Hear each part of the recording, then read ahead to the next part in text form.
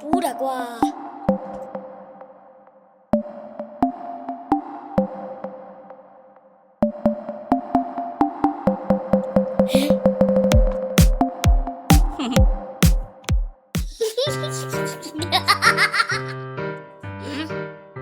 ဟာ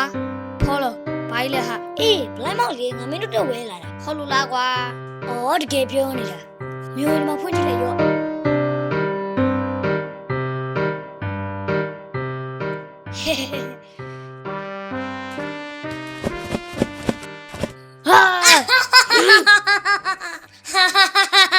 ပြောကွာ